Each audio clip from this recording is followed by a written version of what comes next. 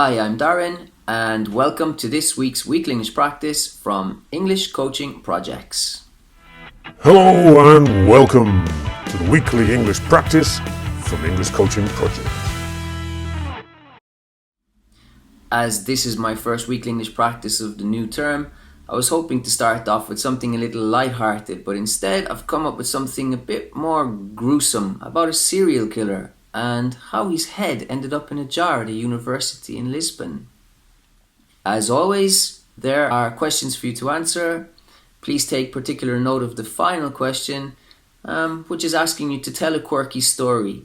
And if you don't know or have a quirky story, please look one up and tell your classmates or your ECP coach. Of course, don't be afraid to send in your answers in writing, by email, or why not even record your voice and send in your answers via WhatsApp. I hope you enjoyed this week's weekly English practice. That's all for this week. Bye.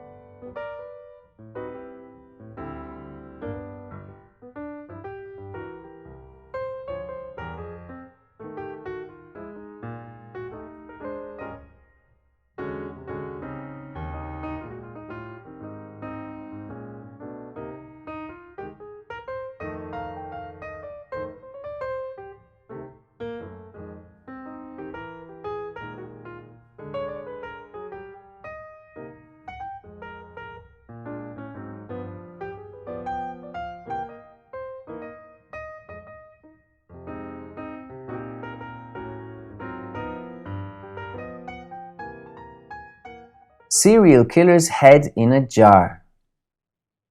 Scientists hoped serial killer's head would contain the secrets of evil. Now the head sits in a jar, spooking passers-by.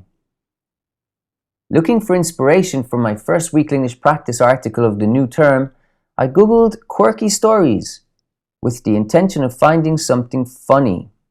However, after reading and searching, I eventually came across what you were about to read. Although it's far from funny, I decided to go with it. So instead of a fun story, I present you with a more gruesome but still quirky story. Enjoy.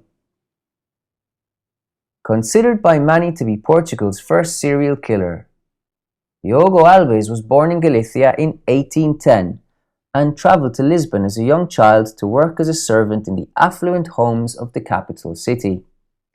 It wasn't long before young Alves realized that a life of crime was better for turning a profit.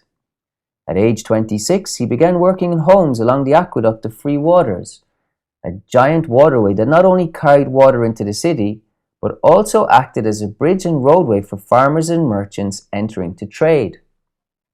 This is where Alves began his string of murders.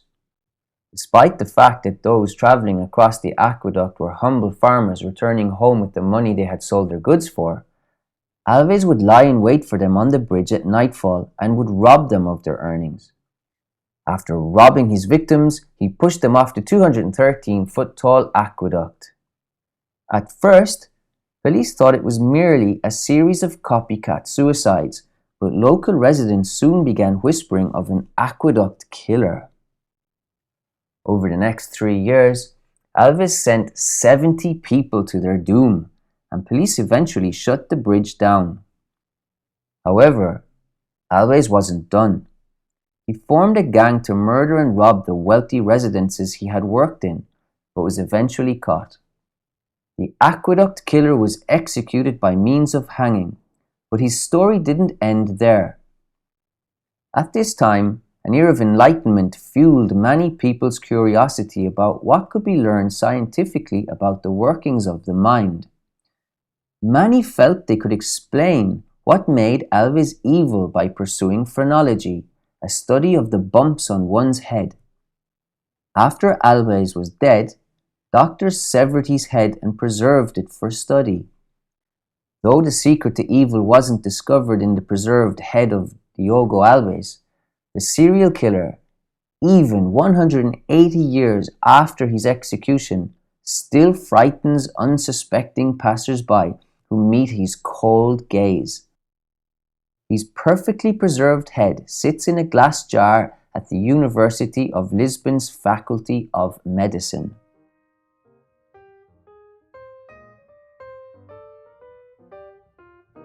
This week's questions are: do you prefer to watch fictional movies or films based on real events? Why? What's the scariest movie you have ever seen? Why did you find it so scary?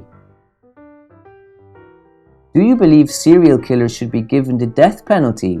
Why or why not? Do you know a quirky story? If not, Google one and tell the class or your ECP coach.